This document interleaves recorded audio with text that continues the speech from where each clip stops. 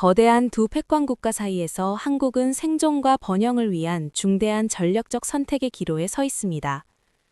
변화하는 세계 질서 속에서 우리가 나아가야 할 길을 찾기 위해 지정학적 흐름을 읽는 안목이 절실한 시점입니다. 1648년 베스트팔렌 조약은 교황 중심의 낡은 질서를 무너뜨리고 현대적 의미의 주권국가 개념을 탄생시켰습니다. 명확한 국경과 외교권을 가진 독립된 국가들이 오늘날 세계 운영체제의 기본 단위로 자리잡게 된 역사적 기점입니다. 미국은 건국 초기부터 유럽 중심의 분쟁에 얽매이지 않겠다는 고립주의 원칙을 고수하며 세계의 리더 역할을 거부해왔습니다. 멀로 독트린을 통해 아메리카 대륙에 대한 외부의 간섭을 차단하며 자신들만의 성벽을 견고히 쌓아올렸습니다. 하지만 1941년 일본의 진주만 공습은 150년간 이어온 미국의 고립주의 방패를 단숨에 깨뜨리는 결정적 계기가 되었습니다.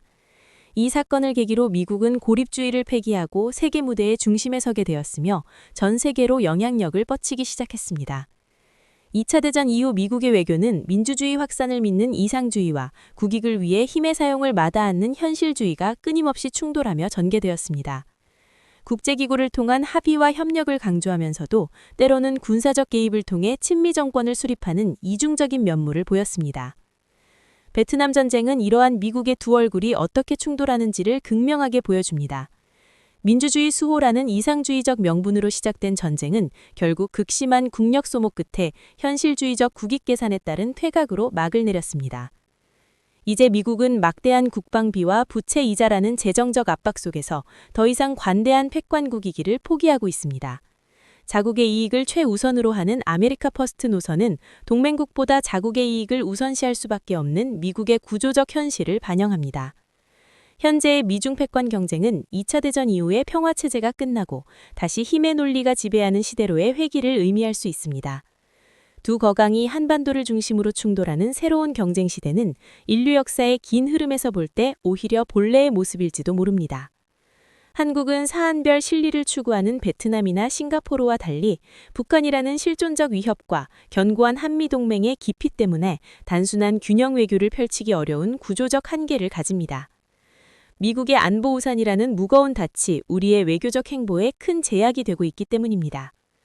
이러한 강대국들의 압박은 더 이상 가상이 아닌 현실이며 우리는 이미 양측으로부터 상당한 경제적 피해를 경험하고 있습니다.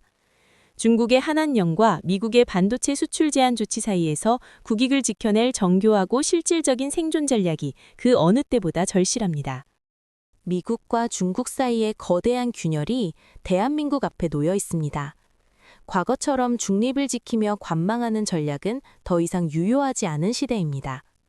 미국은 한국에게 명확한 입장을 요구하고 있으며 선택을 미루는 것 자체가 리스크가 되는 결정의 순간이 다가오고 있습니다.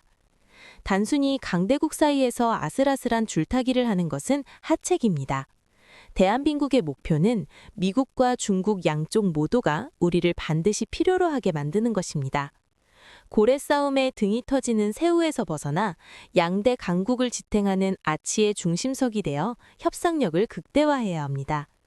대한민국의 생존과 번영은 두 개의 전략적 기둥 위에 세워져야 합니다. 첫 번째 기둥은 기술 주권입니다. 반도체, 2차 전지, 바이오 등 핵심 분야에서 대체 불가능한 독자적 역량을 확보해 기술 안보를 완성해야 합니다. 두 번째 기둥은 중견국 연대입니다. 아세안, 유럽연합, 호주, 캐나다 등과 손을 잡고 미중 양자 구도를 넘어선 제3의 외교적 공간을 창출해야 합니다. 베스트팔렌 조약 이후 국제사회의 냉혹한 진리는 자국의 생존은 오직 스스로 책임진다는 사실입니다. 강대국의 눈치만 살피는 수동적 태도는 어느 쪽에서도 존중받지 못하는 결과를 초래할 뿐입니다. 우리는 스스로 방향을 결정하는 전략적 자율성이라는 나침반을 들고 우리 운명의 주권을 직접 거머쥐어야 합니다.